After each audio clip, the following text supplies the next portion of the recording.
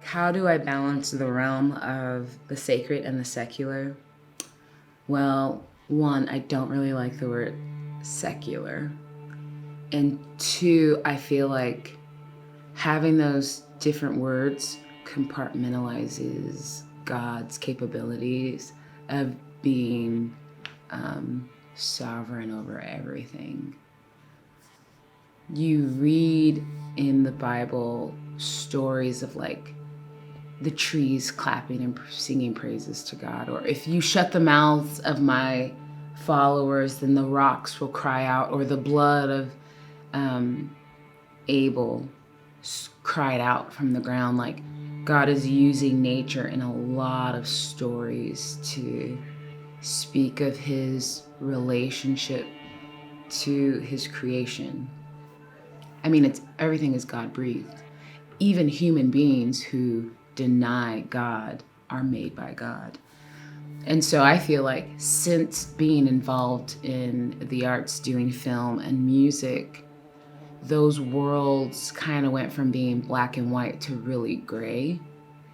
And it is a practice of my sheep will hear my voice and they will know it's of me. And what better way to practice that than to be in the real world?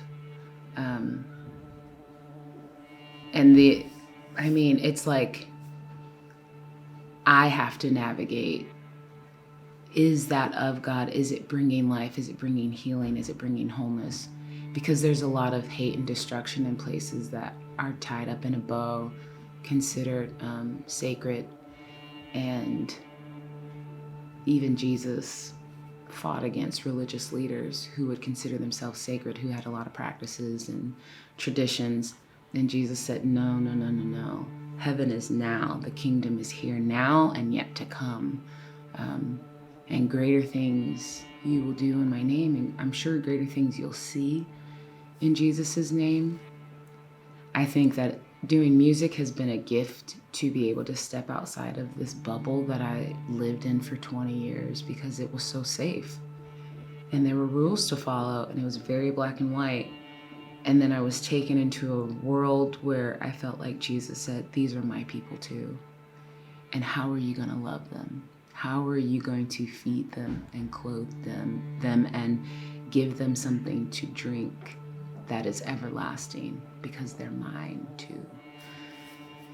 So I feel like it's been the sacred and the secular coming together is a revelation of heaven and earth.